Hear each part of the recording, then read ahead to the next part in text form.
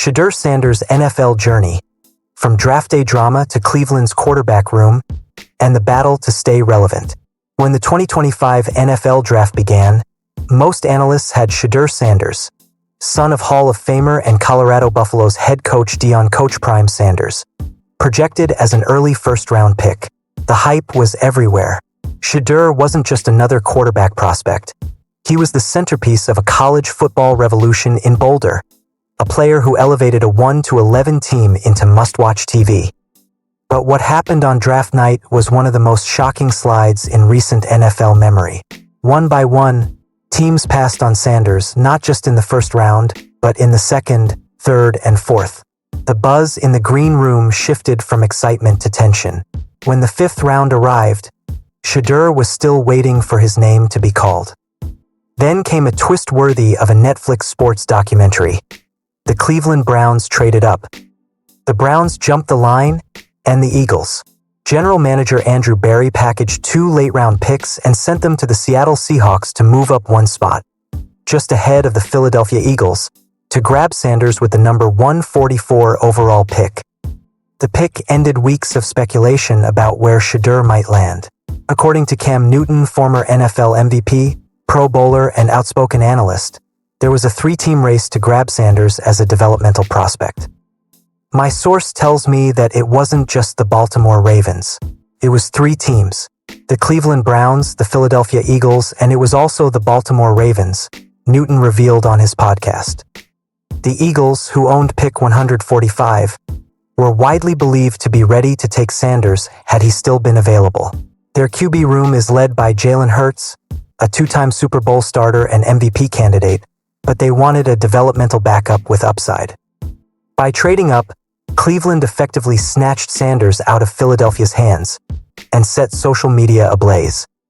Shedeur's fit in Cleveland, a long road to playing time. If Shedeur had landed with the Eagles or Ravens, the road to playing time would have been brutally long. Lamar Jackson, Baltimore, and Jalen Hurts, Philadelphia, aren't just starters, they're franchise cornerstones.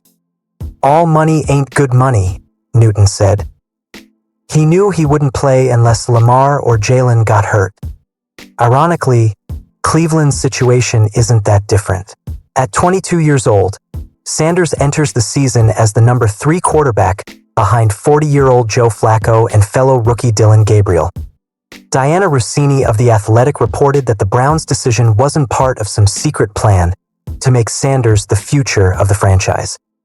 It was GM Andrew Berry's call, rooted in his belief that Cleveland's coaching staff could bring out the best in Sanders and help him grow into an NFL quarterback. It will be a process, and the Browns want to keep developing him, Rossini wrote. Translation: don't expect to see Shedeur on the field in 2025 unless disaster strikes.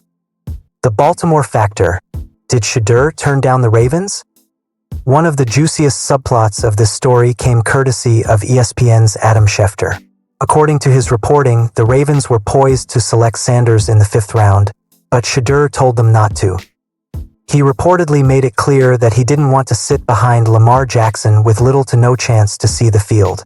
Whether that's true or not, it added fuel to the narrative that Shedeur and his camp had a say in his landing spot.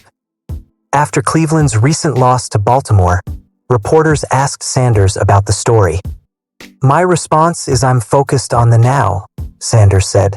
"I don't really talk about anything in the past, and whatever happened in the past, it is what it is.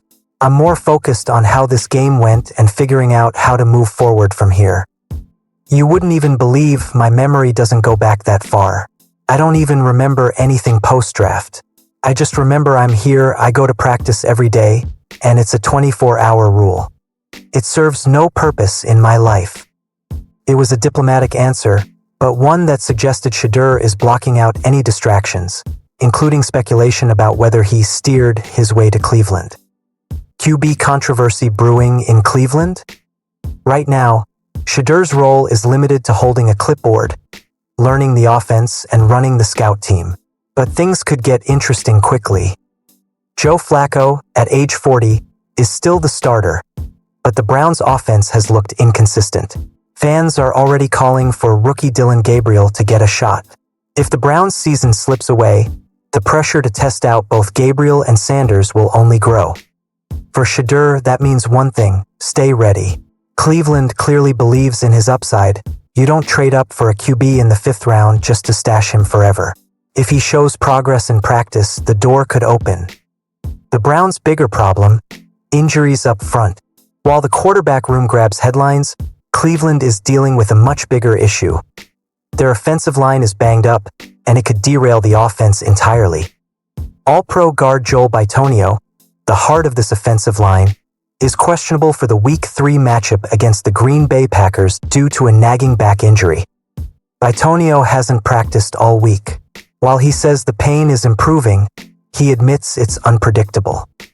"I got full speed in the game there and it locked up on me a little bit, but I'm working through it," Bitonio said. "The hardest part is you don't know when it's going to pop up. But once it does happen, I do know what has helped it in the past. And now you're just hoping that the 48 hours and stuff will get through it."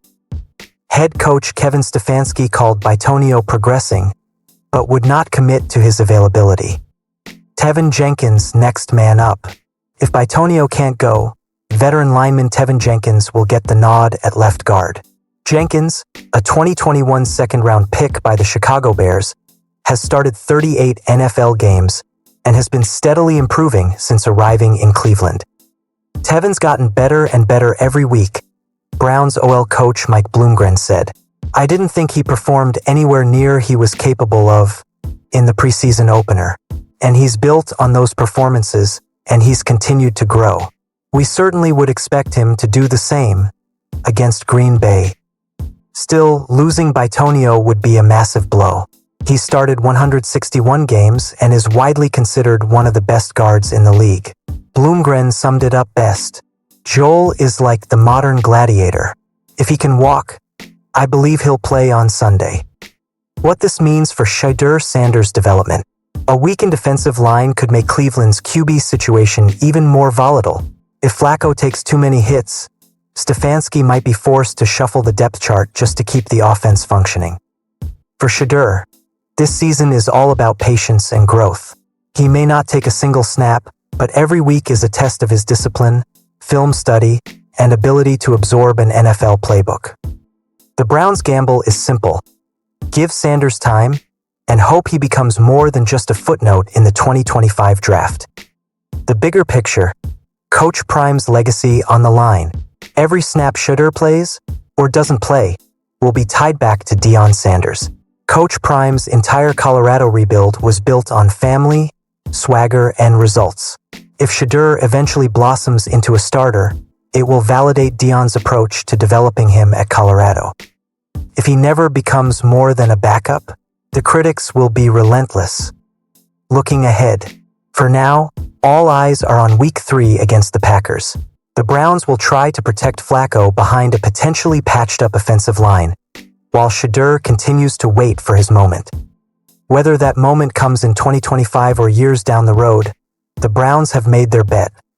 They believe Shedeur Sanders can become something more.